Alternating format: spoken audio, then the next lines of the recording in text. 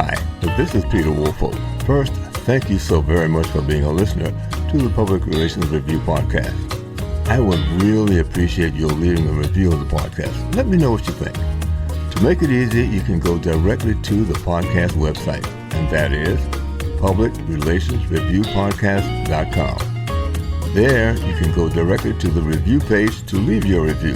So let me know what you think of the podcast. And again, thank you so very, very much for being a listener.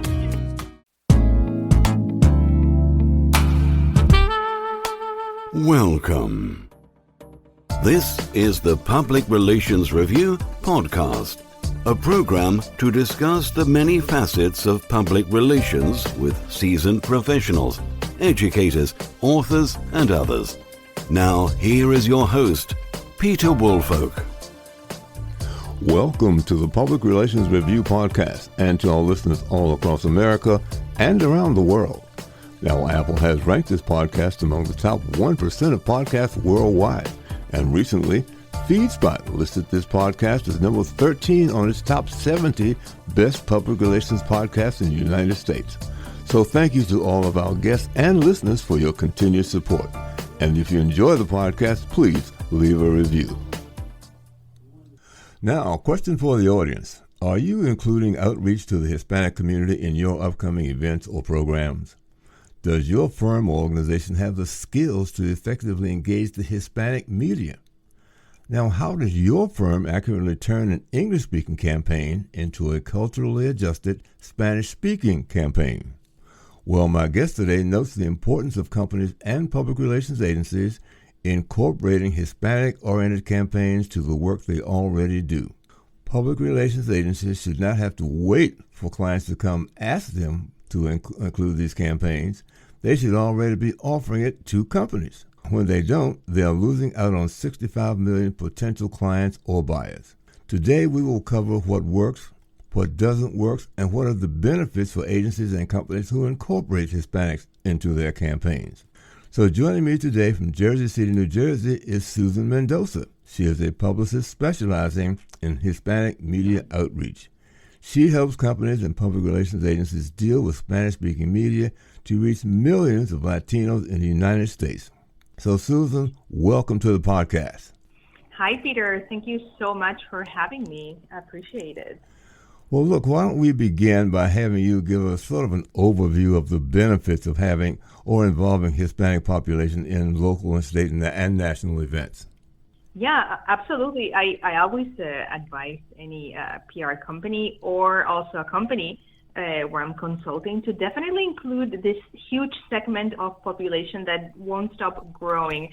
Right now, Latinos make up about, I think it's 65 million people in the population. I think it's like 19% of the overall population. I mean, this is something that a lot of people know.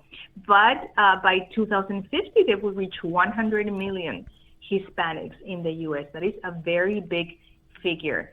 So involving them in any event, not only any event on a local or national level, we're talking also about PR campaigns that can deal politics, definitely involve Latinos because they're a big, they have huge voting demographics as well. But also, for example, campaigns that deal with health, also education. They're great to have that. I mean, Hispanics are eager to also be part of this kind of campaigns. So it's usually a win-win. It's a win for the PR agency because it's a benefit that they're offering for their client. It's also an economic plus because you're adding an extra to that campaign. It's also a great win for the client because the client can reach more people for their campaign, but they can also create credibility amongst that population so that next campaign it's even easier to talk directly to Hispanics because they've already created this in the community. And obviously for the people targeted by this campaign, because Latinos also want to be part of this campaigns. They don't want to be, forgotten. They definitely want to be part of any campaign and any political, whether it be political, or whether it be educational. Yeah, they definitely want to be part of the conversation. Mm-hmm. And obviously, we're not talking about, the economic return on investment that this can be as well if you want to sell a product, a service. Let's not forget, like what I said before, that they're almost 20% of the population. So I sometimes don't understand why PR agencies are not already incorporating this into any offering that they make their clients.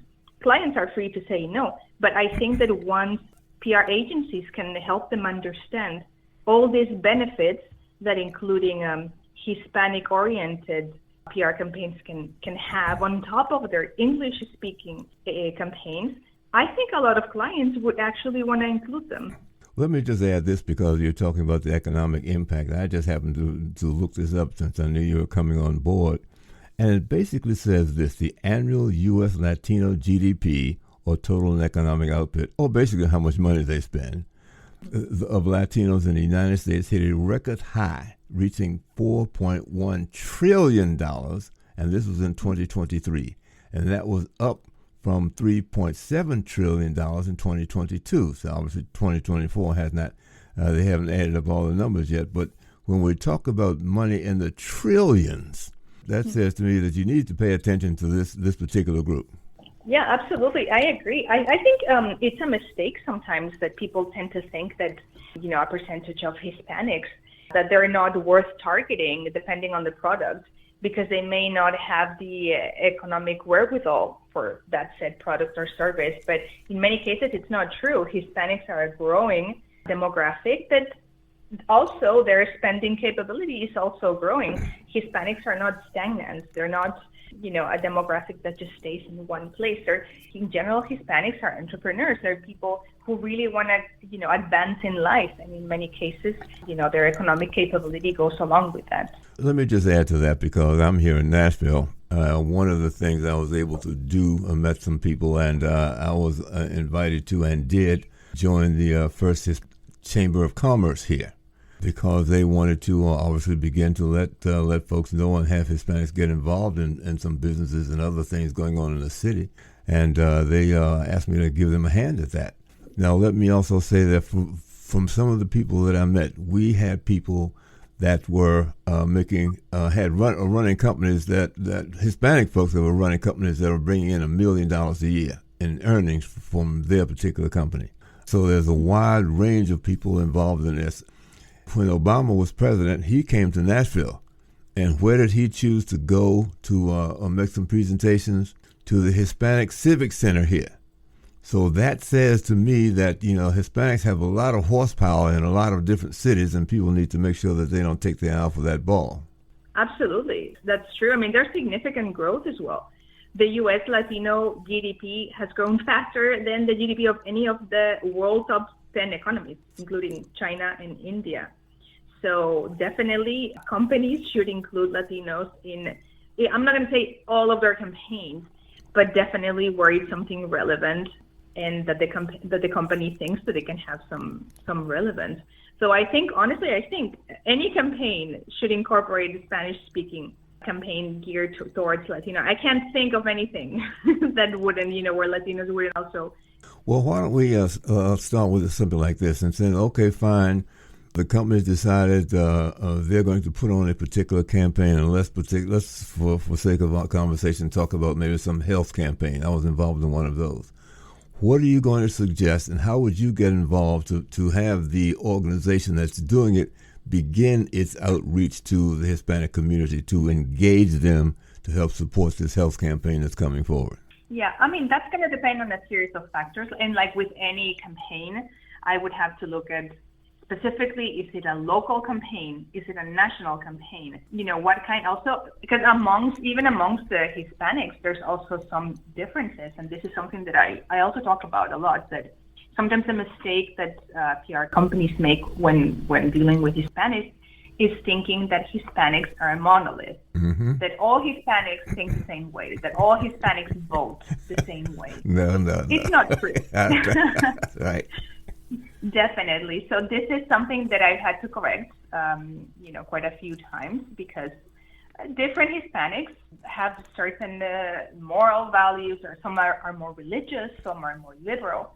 So you cannot reach all of them using the exact same strategy. So that's something I would have to look at. So for example, Latinos in LA are sometimes not the same as Latinos in Miami, which are predominantly Cuban, at least for now. So, depending on your demographics, that's how you tweak your campaign as well, if it's tweakable. So after that, whether it's local, national, I would also say, what is the budget for this? Do we have budget for events? Events are great in any PR campaign in any language. But when it comes to Hispanic demographics, it's always something, I think it's more conducive to a more successful PR campaign because it's very valued in the Hispanic community. If you do, for example, an event that helps the community. So, for example, if you're doing a health campaign, a vaccine, for example.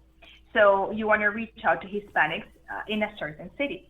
So it's so much more valuable if you do an event where you're teaching about, let's say, healthy eating. You're giving away also fruits or vegetables. You're teaching how to cook in a healthy way, and people can use the vegetables that you're giving them for free. So it's kind of something that's built around the community, and then you're also letting them know about a certain vaccine or a certain product or service for their health, but you're involving the community, you're giving something back. And this way, you're going to have a lot more interest also from local media. Mm-hmm. And I would say that in general, for Hispanics, that's also very important. You're going to get a lot of people attending the event, and you're also going to get great coverage in general because, like I said, it's very valued. Now, we don't always have the budget to do an event in every city or be able to organize something of that magnitude. So then I think it works really well. For example, you have to take into consideration that when it comes to Hispanic newsrooms, we all know that journalism is not going through the best time. So when it deals with Spanish-speaking newsrooms, it's even worse. We're talking about newsrooms of 2 people. Sometimes it's just one person writing the entire online newspaper. And if it's TV, I've seen TV stations with 2 producers, 1 news writer, and 1 cameraman. So, you have to also keep this in mind that they're completely depleted. So it works really well if you create a thoughtful news article that they can use and they can put up on their website because they don't have the time. And a lot of times they don't have the resources to actually do an interview or go cover an event. So if you already facilitate this for Spanish-speaking online media, you're going to get a lot of coverage. And when we're dealing with TV stations, it's a little bit of the same. If you can provide them with the footage, something that's canned, chances are that if they can't cover it, they may air it. It's never a given, obviously, but just make things easier, make their lives easier in that regard. And when I say make their lives easier, it's not because they don't want to cover it. It's because a lot of times they don't have the resources right now. Mm-hmm. It worries me a lot because obviously as an ex-journalist and also because currently I'm a publicist, empty newsrooms, they're always bad news. Not only for me as a publicist, right. but for everyone. Yes, in any language. So this is something also that we should take into account because I also had, different campaigns that didn't understand this. English-speaking newsrooms are also being depleted, but in Spanish, it's almost a tragedy. So what I usually say is, if you can make their lives easier, the chances are that they're going to publish this if you send it to them. Mm-hmm. And also one great thing that you have with Spanish-speaking media, not only online, also TV, radio, it's that you can call the reporters directly if you have their numbers. This is something that I really, really like when I work with Spanish-speaking journalists. You can send them a WhatsApp or a text message or call them up, and nobody gets upset. Now, I understand journalists are very busy, and obviously they don't want publicists calling them all day long. But with Hispanics, it's just a different culture, so people don't mind as much if you call them. And once you have a reporter or a producer on the phone, chances that they will publish your story are bigger. That's a given than just sending an email. So these are things that I would tell people who are looking to incorporate a Spanish-speaking PR campaign to take into account. Let me add to that because I was involved in something similar to what you were saying. A couple of years ago, Nashville opened up its brand new convention center, and the mayor wanted to have some way of letting the city, saying to the city, "We appreciate what you did, by supporting this." So when we were asked to get involved in coming up with something, I split out into two things, for the city and for the Hispanic community.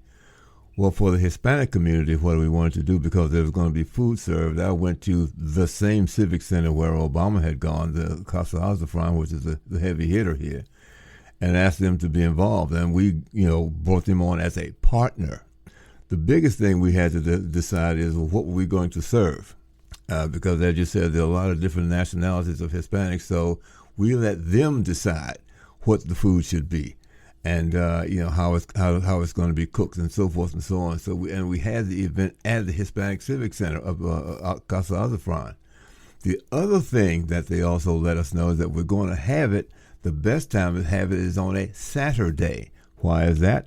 Because Hispanics like to bring their families and do things in a family way. That way the kids could participate. So we're learning these things, as we go along. We did that. The Hispanic organization reached out to the Hispanic radio station. They came and broadcast live from the event. So it's all these kinds of things that you learn, by involving the people that you're trying to reach, involving them at the planning stage of it. It goes exceedingly well. The mayor was happy with it. We had city council people up there.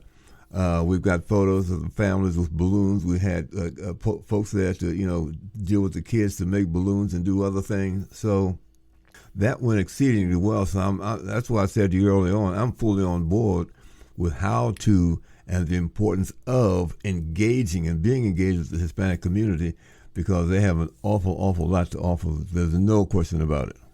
Yeah, no, absolutely. I think that, what we were talking about before, like when dealing with PR campaigns that want to bring on board Hispanics, definitely family plays a huge part. Absolutely. Absolutely huge. If you involve the family in whatever it is that you're doing, it can increase attendance to your event exponentially. Yep. But regarding what you were saying about the Saturdays, I do agree with you, but I have found that because of the depletion of the newsroom, we had great attendance, but media couldn't go and cover them because they had no journalists on the weekends.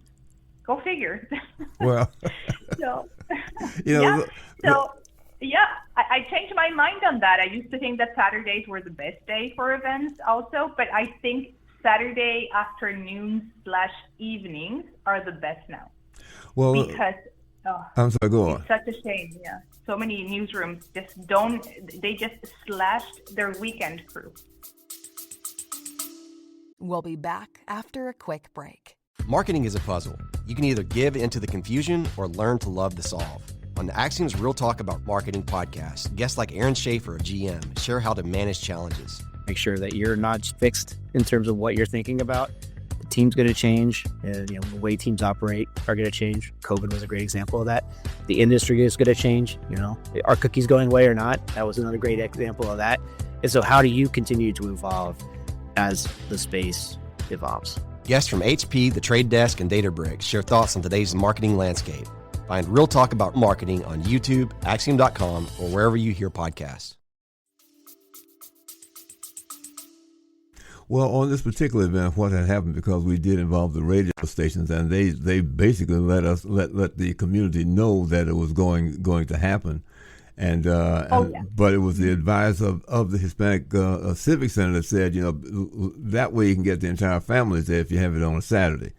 So exactly. That would be the pre. Yeah, the pre, so that people know that it's going to happen, right. And then the actual coverage of the event. Right, and I said one of the stations was there, and they broadcast live and interviewed and all those other sort of things. And it was basically almost standing room only. We actually had to hire a traffic director because so much traffic that came there. It sounds like like it was like a smash. There is Yeah. no question about how successful that thing was, because one of the things that I've learned, in the public relations business, and particularly in planning, and that is any and everybody that has anything to do with the event has to be at the table. Because it does not work when you say, we'll do A, B, C, and D. Oh, and by the way, write this down and give this to Sam and tell him here's his part.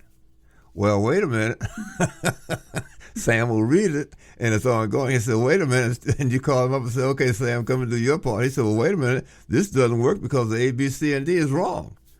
Well, now the thing has to stop. So the point simply is, any and everybody who's involved in any planning, they all need to sit at the same table at the same time. Definitely. Planning events, oh my God, it's so difficult. So many moving parts. Well, extremely difficult. The other thing that part of my background is that I worked in I handled communications for Bill Clinton up in the state of Delaware when he was running a campaign up there. And believe me, one of the things in terms of being accurate and precise in terms of things, that because both the First Lady and the Vice President came up, and you've got to deal with the Secret Service as well as the advance team. And there's so much detail involved in things up there that has always carried through with me about making sure I have as much answers to as many details as possible, because it pays, and it pays handsomely to know what it is you're doing, and it also avoids mistakes. Yeah, no, of course. So what are some of the other things that we may not have touched on in terms of, outreach and having a Hispanic population involved in civic events or reaching out to the media? Well, other than to keep in mind, the current state of the news media in Spanish, I would say that another thing that has worked really well for me has been when we're talking about events and being on the ground, which works really, really well with Hispanics. Another winning strategy when doing this kind of events is to partner up with a local organization. So let's say that you're in LA and you want to do an event about, I don't know, car seats. It's your client sells car seats for cars, for babies. So you can partner with a local health, maternity, health, something like that, or like babies' health, like Hispanic, that helps young mothers, young families, and then they can do a small workshop about how to put on a car seat. And something this simple can really help you get a lot of attention, because there's, people understand the necessity, the need to learn more about something so important. And if you partner with a local organization, it also gives you even more credibility in the Hispanic community, in the community that you want to target, because they already know them. Mm-hmm. And also this organization can also help you, by letting you know the specifics of that community. Maybe you're doing something that won't appeal to that particular community, or they know something that you don't know that can help you, get even more people to the event, get even more media. So I would always say, as much as possible, always partner with local organizations, because, they will help you so much reach to a wider audience for people to go to the event. And also, it won't be seen as some kind of publicity stunt by news media. Let me just join again, because I support exactly what you said, because we had a contract here with the health department.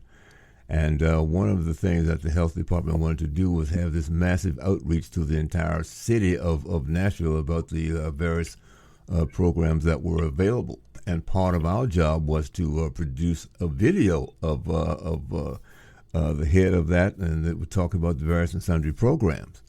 Well, we did, and in terms of producing that video, one of the places that we stopped was one of the health service centers that also catered to Hispanics, and we had a Hispanic woman to speak. She spoke in English, but she was Hispanic. What happened was, after the video was produced, we also then went back and had the entire audio part of it, the verbiage part of it, what people were saying, written in Spanish, and crawled along the bottom of the screen. So that way they could take it into the Hispanic community and everybody would fully understand what was being said and how to take advantage of the various and sundry benefits. So I certainly agree with you. Whoever's involved in the project needs to be involved in the planning of that project. Yeah, absolutely. I would also advise not only PR agencies, but also companies who want to reach out to Hispanics. Honestly, it doesn't really work to just take a press release and translate it. It just doesn't work.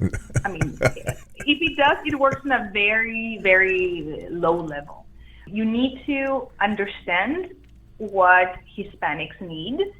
You need to understand what the media that you want media to cover your press release, you want media to talk about your company, about your product, but they're not going to do it unless you are appealing to their audience. Right.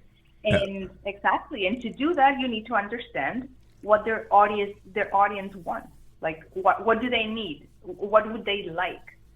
So, that's not, it sounds easy, but it's not. Well, yeah, I agree with you because I've been down that road a number of times. One of the things that, matter of fact, I came up with the idea, this was way back in 2010 when we had the census coming down the pike. And I was still part of the Hispanic Chamber of Commerce, and what I suggested is to the Chamber of Commerce, so why don't we, the Hispanic Chamber, I shouldn't say we, but the Hispanic Chamber of Commerce, put on some information that people can use as to how the city can benefit, or Hispanics can benefit from this information. So we decided on things like health, education, and business. And we had, Hispanic representatives from local hospitals, from businesses and so forth to talk about the things that we can do with the information and how it can be done. And one of the leaders of that, we found a Hispanic woman who's headed up one of the departments at Vanderbilt University to be a speaker. That went over exceptionally well. Matter of fact, we got national coverage on that. Just bringing the people in who know how to. The guy who was the keynote speaker, I forget. He was the associate director of I forget the name of Hispanic the center up in Princeton, New Jersey. I forget the name of it right now, but because they provide so much information, it'll come to me. But he was the keynote speaker, and we wound up getting national coverage on that and great participation in the event. Also, honestly, you were asking me before other things that I would suggest, and it may come as a bit of a shock, but I've done PR campaigns in Spanish where they didn't have a Spanish spokesperson. Oh, no. No. Yes. So, it was like, well, how do you want me to do this? Because they usually don't interview people in English, especially in TV stations. It would have to be something of such a magnitude that they wouldn't mind interviewing someone in English, but it has to be someone in Spanish. If not, you don't really have anything. You don't have someone to go and tell the story because they're not going to want to cover someone in English because that's the whole deal. They're, news in Spanish. And this is something that would seem so obvious, but it's not always that obvious. Yeah. I had to work around that sometimes. I still made it, but... Well, it's always good to have somebody that fully understands what the issues are, what the problems are, and basically how to actually solve those problems because, you're absolutely right. I've actually seen people to say, well, so-and-so took Spanish in high school, have them translated for you. Well, I mean, that's a huge mistake. Yeah. So, hopefully... Because Hispanics see through that. And they know that it's, like no one's made an effort in that regard. And they may understand in Spanish whatever it is that they're saying, but they're not going to bond with the message if it doesn't appeal to them. I agree with you. Well, Susan, this has been very, very informal. I'm just wondering if there's anything you think that you can add to our conversation about having folks make sure that they reach out to the Hispanic community and planning for events. Yeah, I think we've covered most of it, Peter, but I would just reiterate on the message that, yes, definitely, PR agencies should, if not always, 90% of the time, include at least the option of giving this to their clients, for them to understand, what they may be missing out on if they don't include Hispanics in the conversation. Well, let me say thank you, Sue. I very, very much appreciate it. My guest today has been Susan Mendoza.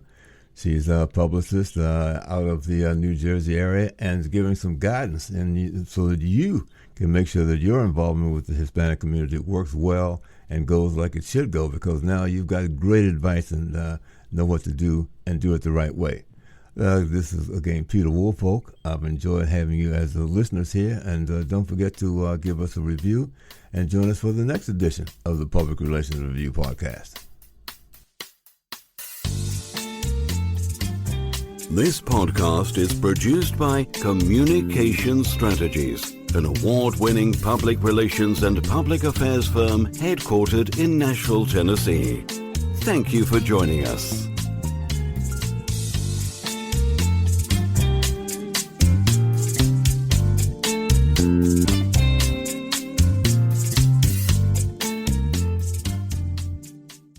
Hello, this is Peter Woolfolk. First, let me say thank you so much for being a listener. Now, I want to alert you to our shiny new podcast website located at podpage.com.